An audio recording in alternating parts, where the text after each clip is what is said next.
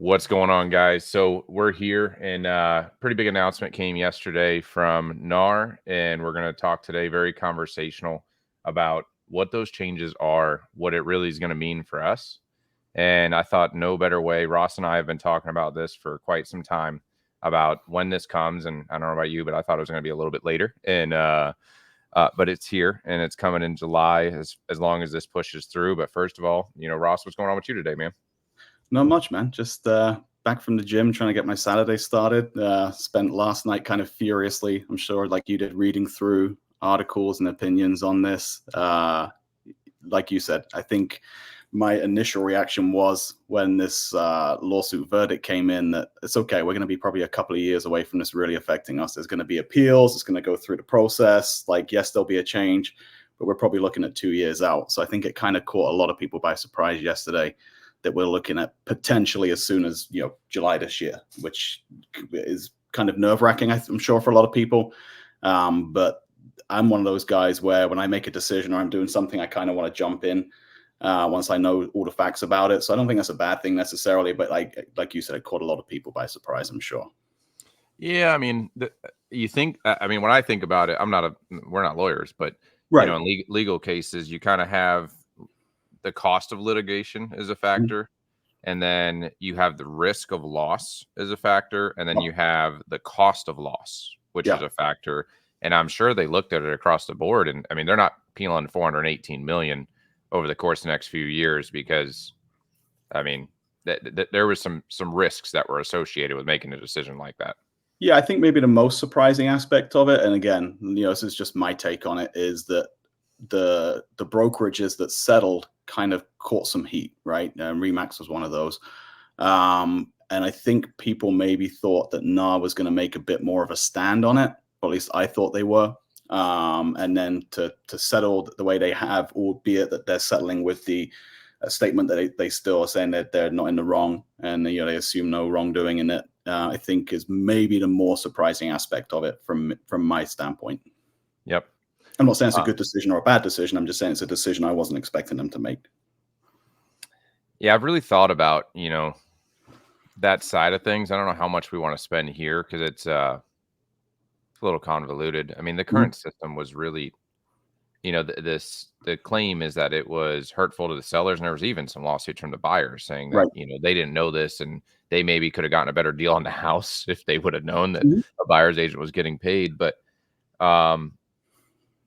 man, I don't know about you, but in my experience here over my transactions, it definitely feels like both person has a representative. Like there's usually a negotiation, and one person's representing their interests, and the other person representing their interests. I'm really curious how this change is going to benefit the seller, or even the buyer. I think both. I think that there's going to be a period of loss here. I think there's a period of loss representation is what's going to happen. Yeah, I mean, I guess the first thing to say is, that there could be a very real possibility it doesn't cause any change, right? Yeah. I mean, when you look at it from a grand scheme, the only real change is that well, not the only real change, but the biggest real change is that the compensation, the commission cannot be stated or offered in the MLS. It has to be offered through another platform. It's not saying it cannot be offered to a buyer's agent from the listing side of the commission. So there is a possibility whereby something evolves and that there is no change. But assuming that there is, and taking that course, I agree with you. I think that probably the biggest risk of all of this, or two biggest risks that I see. One is the portion of buyers that are already underserved by this market. So you're talking about first-time home buyers, VA home buyers, FHA financing home buyers, where they do not have the ability to come up with the money to pay a buyer's agent if that is the necessary course of action. And so they're stuck with either having to go with the cheapest option instead of the best option.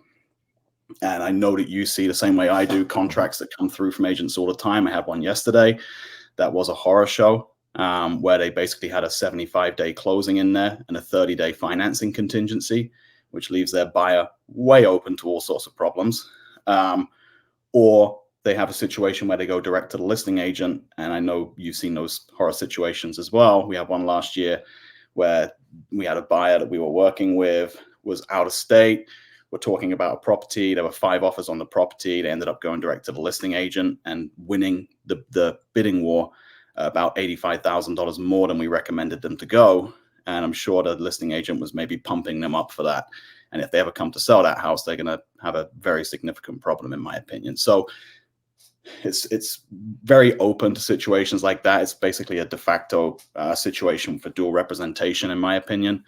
As a very heavy listing agent, that doesn't upset me necessarily, but I don't think it benefits the consumer 100%. And I think that we'll get back over there. I mean, for anybody's watching this, I think that the number one direction I'm focusing inside of my team with is this is time to really focus on listings, because listings is the one pure guarantee. It always has been. It will continue to be. But you touched on a piece there that I think is a good opening for the conversation of, it doesn't say that we're not offering buyer agent compensation. It just says it's being removed from the MLS, right? Correct. So what do you think that means? Like, what do you think that's actually going to look like? So I'm going into your listing. It's not on the MLS. And also it says that I have to have a buyer brokerage agreement signed with my client, according to NAR, right? So like I have an agreement with a certain commission percentage already set in place there. But what is our conversation going to look like? Or how am I going to find that out, do you think? Well, I mean, first of all, I think we've got lazy over the last few years, right, as agents. So part of the conversation should have been, before you view 4 or 5 properties on a weekend, to call the listing agent and be like, hey, do you have any offers on the table? Is there anything I need to know about the property before I go out there?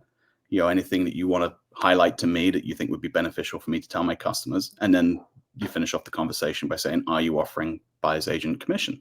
So I don't know it necessarily changes much conversation-wise as to what should be going on. What in my opinion, would be a huge move to fill that need in the market is, I don't know about you, but if a customer sends me a house and an address, the first thing I do is punch it into Google rather than logging into the MLS and probably click on the link on Zillow. And so if Zillow were to step in and create a field where agents can go in and manually edit their listings to add buyer agent compensation, they have a real big power play here where they can step in and replace the MLS in a lot of cases. So, I mean, that's just conjecture. That's me thinking man, that would be kind of a bold move. Exact same thought. I mean, come on now. They're positioned. But ultimately, I don't know that it should change the conversation necessarily. And just to kind of piggyback off what you were saying before, as a listing agent, unless something significant happens or someone can show me the benefit otherwise, the conversation I'm having with sellers is still going to be, hey, listen, I think we should be offering a compensation, a commission to a cooperating agent, because it's going to open up more possibilities, more buyers, ultimately get you a better price. Are you looking to save money versus make money? Same conversation we have around our commission on the listing side at the moment. Now, I'm used to this, right? Just from using a buyer representation agreement for most of my career. But what do you think's going to happen? So I think, the seller feels like this is a win. Like, oh yeah, we just saved money in commission and we're still going to, get the most amount of money possible. And I've also seen other experts who actually believe that that's the same thing. What do you actually think that's going to happen? Let's just go into the world of buyer representation funds go down, paid by the seller. That goes down drastically, and buyers are paying for some of the commission. What do you think is going to happen to home prices? Home nets. Let's talk about home nets is really what we should talk here. Maybe not home prices, but what do you think is going to happen to the net to the seller? Boy.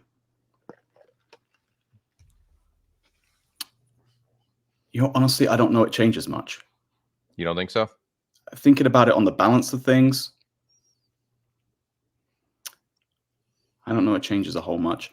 I think what could potentially happen is this. I think potentially as an industry, our commission could get shrunk. I think in specific cases for very experienced agents, there's a potential to increase your commissions because you have the value now. It's becoming a more value-based industry. So ultimately, the net effect of that is that the nets stay about the same, right? Depending on who you use, it might change one way or the other, but across the board, it stays pretty much the same. I think that's, of all of the options, I think that's probably the one that I'm leaning most towards at the moment. What about you? Jen had read, so I didn't catch this, but Jen had read something about how the seller concessions won't be able to contribute towards commission, which is a little bit. Did you read something like that? I've seen you shake a little bit.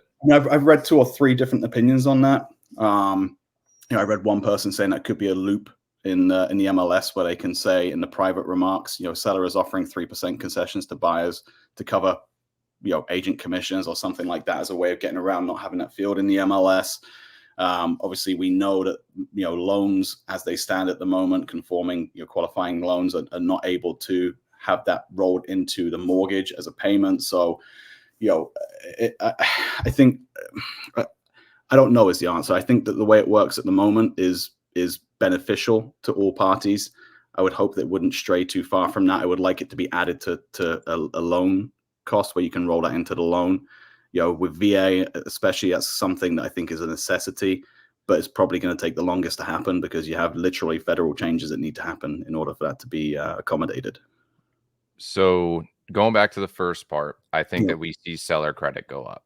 Mhm. Is what I think happens here, and I also think there's a nice byproduct here for the people that stick it out and learn how to really express value on the buy side. Is that now on the buy side, the way that I feel that customers think when they come to me that what I do on the buy side is I open doors and turn lights on, right? Like Yeah. just truthfully, like No, that's no, what I think they absolutely. do, Yeah. huh? Yeah. I And agree. now here's why they think that is it's a free service. Hmm. Like it's not free. Let me make sure to clear my name here. It's Yep. not free, but in their mind they perceive it that way, so it has limited value inside of it. But now with this change, if you are going to be paying an agent 3% to represent you on the buy side, you're going to have expectations of excellence. Hmm. If you're going to pay somebody that kind of money, and if you have expectations of excellence, do you think that that's going to help to bring prices up on the seller side or down on the seller side the more that we Hmm. have of those, right? Yeah. So Well, and talking about what you were just saying there, let's talk about if we can just switch real quick to the yeah. exciting part of this is that it is honestly like you don't have buyers hopping around from listing agent to listing, well, potentially, right, from listing agent to listing agent to listing agent to listing agent, and you don't show a buyer 5 homes and realize that they go and buy something from their Aunt Sally who was too busy in their day job to show them something on a weekend. So I think you know uh, on that side of things, that's a good change for the industry. This is not a doom and gloom ruling by any means. I think it's going to be perceived that way, and in the press, it's going to be spun that way. A lot of agents are going to be very down hearted and down. The morale's going to be down about it. I don't think it's an all bad situation for sure. No, I did see it. So I do want to say this though. I agree. I think it's the biggest opportunity I've seen. Like this is a pivot in an industry that's massive. We're in a very large industry. This is one of those moments that comes that completely pivots the industry, right? It's an And we're antiquated industry as well. Let's face it, in a lot of respects.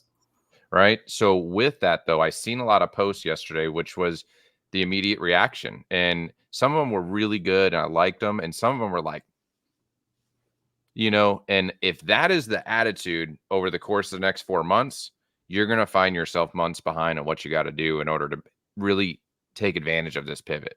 You Hmm. have to be prepared. You have to know how to articulate a buyer brokerage agreement. And then my team right now is going through our buyer certification course Hmm. because I believe that just the same as you show up to a listing appointment and you have your value proposition, you need to show up to a buyer appointment like that. You Yep. need to show up and really clearly articulate why it is that you're going to be representing them, because if a buyer is going to be paying 3% or I mean, whatever it is, right? We're Yeah. not trying to Yeah. set Yeah. something, right? You're not setting the But commissions. Yeah. no, we're not setting it, but I'm throwing a number out there. If the Yeah. buyer is Yeah. going to pay 10 grand, Mhm. they might interview more than one agent, I would hope so. Right. right? Like all of a sudden that becomes it instead of the first one to answer the phone, which is why that statistic's so high, is because they have no skin. It's not something that they're super worried about. Yeah. Um, I do not think this is a doom and gloom. I think I No. agree with you 100%. I think this is a huge opportunity for the people that look at it that way and find the way to win. Like you're just gonna figure out who's the winners, who's the people who just lay down, and who's the people who run. And Well, you're gonna be one of those three. so there you go. So I think that's where the doom and gloom comes from is the people who maybe don't have the stomach for the fight in this, or fear change and not able to adapt quickly and not willing to change. And we've seen those from we've had people on our teams over the years that have been that way, right? We know who they are. And so that in that respect, that could be a doom and gloom outcome. And I also think it's okay for agents to be worried about it, by the way, to be worried about the compression of commissions, the same way that if anything happened in first responders or teachers of this magnitude, people would be worried about their income. That it's okay for agents to be worried about their income and not ignore, but in conjunction with how it affects the consumer, because it's our livelihoods at the end of the day. So I don't think that's crazy, and I don't think it's selfish for people to be worried about that.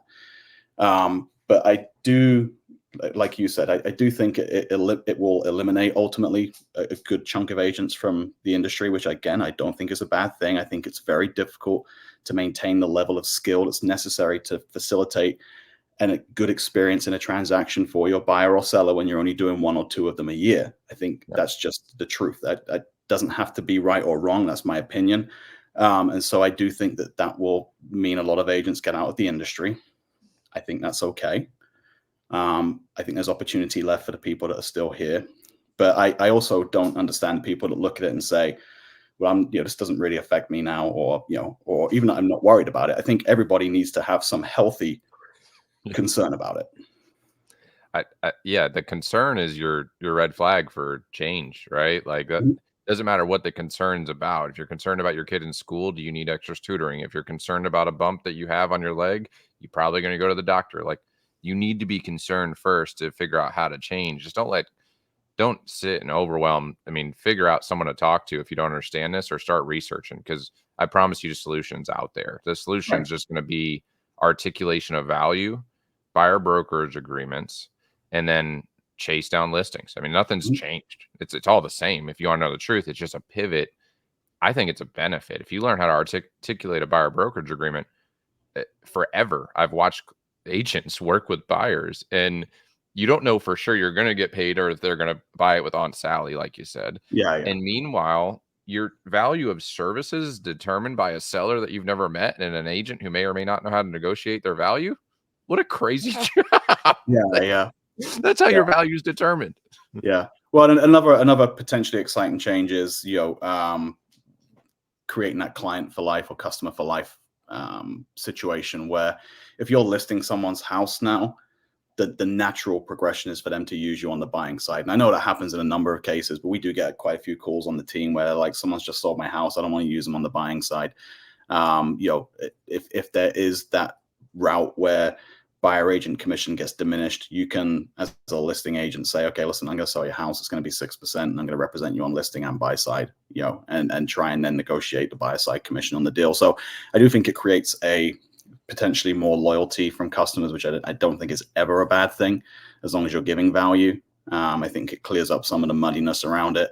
I also think it's a great opportunity for customers to learn how the industry works. I think there's a lot of people that don't understand it. We as agents get frustrated and say, well, why do they keep calling the listing agent? Because they don't understand how it works, and we don't do a good enough job of informing them how it works. Yeah. So I think this brings that to the forefront in a way that's going to be hopefully digestible for people and make them understand the process better, so that ultimately it clears up a lot of problems with misunderstanding in the industry. Here's one. I don't know if I should go here or not, because it's not like we're going to edit this, right? So, but do you think that transaction brokerage sticks around in Florida? I thought about that last night. Yeah, I never considered that. Yeah, probably. You think it'll still be there? So then you'll start as single agent, you'll transition to transaction broker if the buyer comes in that capacity. And I honestly, I think as a whole, I don't think we're going to see, I think that ultimately the industry will change. I think we're going to see changes, small or big, over the course of a number of years. I think in the short to medium term, both the consumer and the agent are so comfortable with the way that things work right now that even with the changes that will be necessary, we don't see a huge change in the way commissions work in the short term. So in that regard, transaction brokerage sticks around for that period of time, right? Now, if anything changes significantly over the course of time, because there probably is going to be additional lawsuits, there's companies that are exempt from this settlement. The biggest one, I think, is Berkshire Hathaway Home Services, are not part of it. So there are likely to be additional lawsuits, and there may be fallout from that, which ultimately, like I said, this still has to be approved. There could be changes made to it in that time. But I think in the short term, at least, let's talk the next 24 months, there's really very little in the real world that changes in our day-to-day business. There will be the early adapters who move quickly, try something different. It may work, it may not, and that may end up being the way that people do business going forward. But I think your real estate's very slow to change, and that will be what we see here.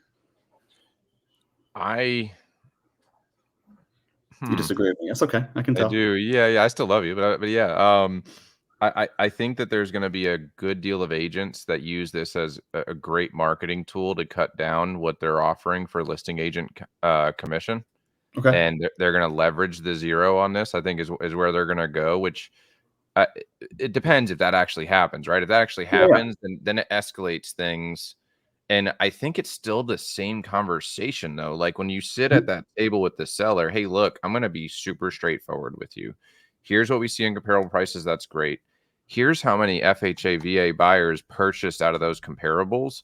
Yeah. So let's just go on a idea that they're going to probably have buyer representation, and that's going to need to come from somewhere because they probably don't have the funds for it. So whether or not we offer it here, just know that there's probably going to be a higher level of seller credit that comes involvement, right? So in truth, like even if they do, you just have to be able to understand how the business works and how to articulate things beforehand so that the seller has the right expectations. This way you don't run into so much resistance on offers. When it's supply and demand, right? I think most people understand how supply and demand works. So if you have a pool, especially in Hernando County, right? Let's just be real here. We're in a county where we're very, very heavily in the FHA, VA, low down payment market compared to a lot of other areas in Florida. And so it's a bigger problem for us here. So if you don't offer buyer commission and the agent isn't going to get paid, buyer's agent isn't going to get paid, and they're not able to overcome that by rolling it into a loan cost, and they already need closing cost concessions to pay their closing costs, so they're maxed out on that. So essentially, you're in a situation where you've all but eliminated those buyers unless they come directly to the list agent, which, again, short term, if people don't understand how that works, you've eliminated probably, I'm going to hazard a guess here, somewhere close to 50-60% of buyers in the marketplace. I agree with that. Is that going to get you your highest price by eliminating 50% of the buyers? Look at the unrepaired sinkhole stuff, where you eliminate a bigger portion than that, but that has a significant change on price over and above just the effect of it having an unrepaired sinkhole home. So, I think that most sellers will be savvy in that regard, and it's really no different in concept to doing it for sale by owner or listing it with one of these companies that just puts it in the MLS for you. There will be people that want to race to the bottom and save money, and there will be buyers agencies, I'm sure, that will say we'll represent you for $2,000, and there will be those people out there. What the level of service is from those people, will remain to be seen. But I do believe there will be new options to open up for buyers. But I think ultimately in areas such as ours, where the socioeconomic grouping and the available funds is lower, that's before you can get into the necessity that people have for bond programs and stuff like that. That's going to put people at a significant disadvantage, in my opinion, knowing what we know at the moment, subject to change, if they don't continue to offer some sort of buyer agent commission. Yeah, I agree with that 100%. And you touched on something earlier that I think we should go to in this video, because if we can get our veterans to understand what this change means for them and the guidelines that are set in place by the VA, Yep. I would almost like them to overwhelm and create change quickly, because that's going to take time. But the VA, and I just remember this because I started out using buyer representation agreements and setting my commission value.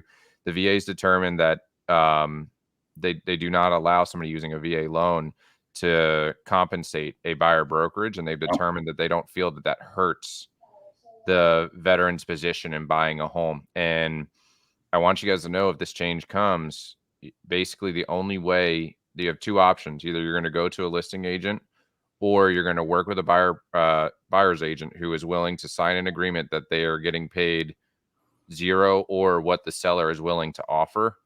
And I do think that this is going to hurt their representation. So I would like to at least put a little bit of urgency into our veterans who might listen to this to lean on the VA to create some change here quickly.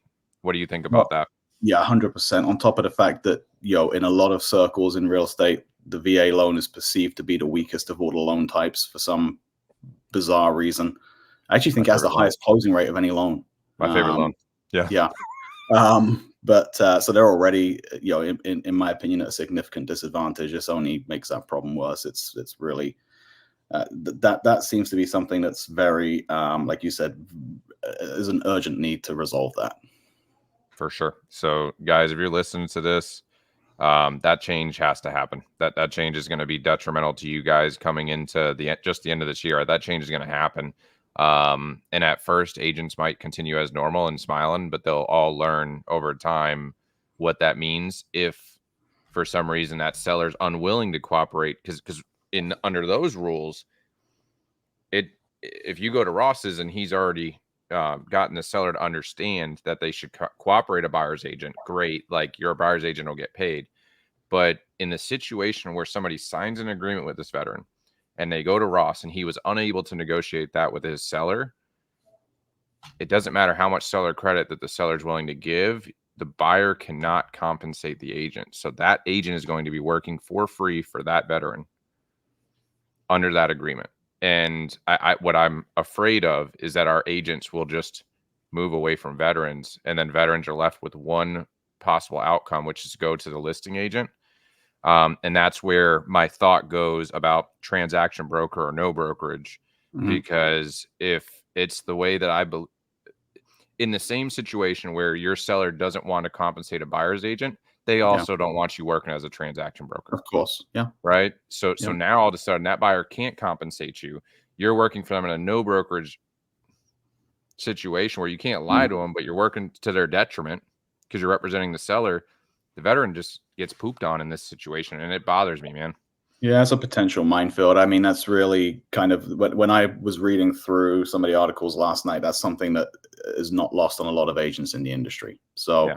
yeah, I think that's something that will be brought to the forefront. And I think that's known to be a problem. But it does seem very short sighted, at least on the face of stuff, that's not been considered maybe wholly, unless there's something going on we don't know about. But, I know Fannie and Freddie have that on their radar. I was watching a podcast last night that was filmed yesterday evening where somebody very high up in the lending who's hooked into people at Fannie and Freddie was talking about that, and that's been on their radar for a while. But again, the speed at which this has happened has maybe caught them off guard.